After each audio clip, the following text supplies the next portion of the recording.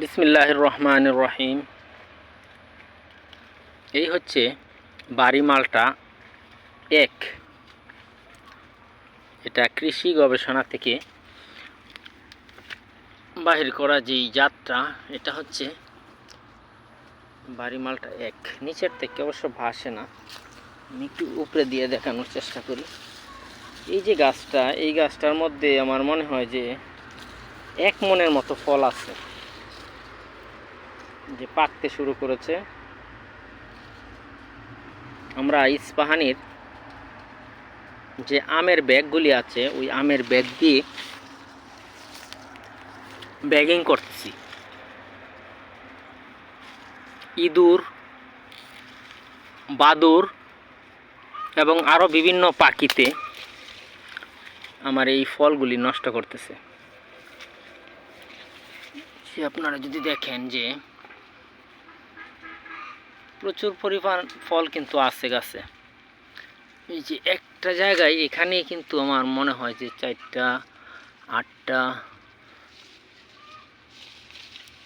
11, 12, 13, 14টা, 15টা, এখানেই 15, আর ওইখানে আছে 10, 11টা।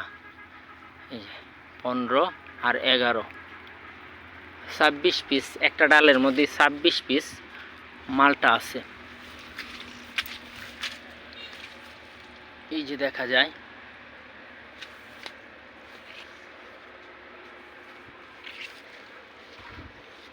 এটা থোকায় থোকায় হয় এবং প্রচুর পরিমাণে ধরে। একটা গাছের মধ্যে অনায়াসেই 1 মন ফল ধরবে, 1 মন থেকে 2 মন। এইগুলি গাছ কিন্তু 7 ফিটের বেশি হবে না, 7 ফিট, সর্বোচ্চ 8 ফিট হয়েছে। এই যে দেখেন গাছটা, এই যে 2টা শাখা, ছোটই গাছ। গাছের বয়স হয়েছে 4 বছর এবং এটা কিন্তু পাকলে প্রচুর মিষ্টি হয়।